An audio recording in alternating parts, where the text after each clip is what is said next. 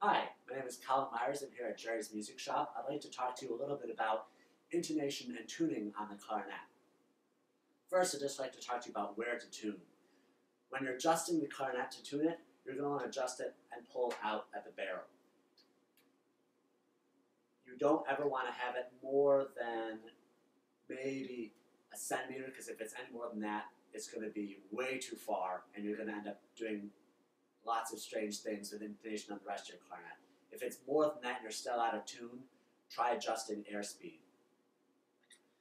So the notes that are going to be the most out of tune on the clarinet are going to be the throat tones. They're going to be wildly sharp on every instrument. It's just an inherent flaw in how they make them.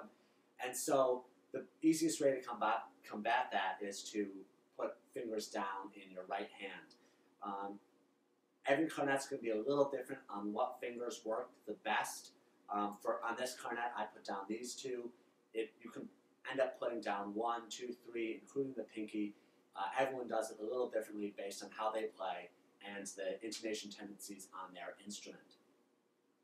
It's also important that when you play, you have a really high tongue position. That's going to allow you to make sure the pitch stays up where you want it and you don't end up sagging flat. If you end up playing flat still, make sure you have a strong, steady airstream, and that's going to help make sure that your pitch remains constant.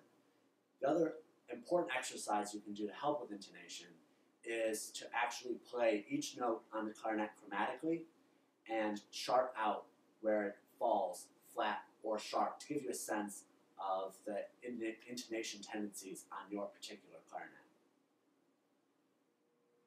So this is an important exercise to do that helps you chart where the intonation tendencies are on your particular instrument.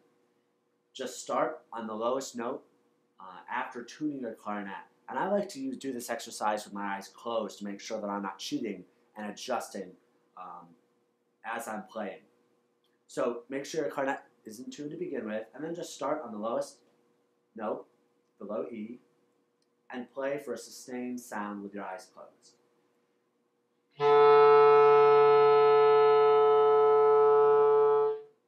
So as you can see, my clarinet and my playing are very, very flat on that low E, which is going to be pretty typical, and it's probably going to extend all the way up to C. It's going to be pretty flat. So I would mark that down, however many cents, 30 cents flat.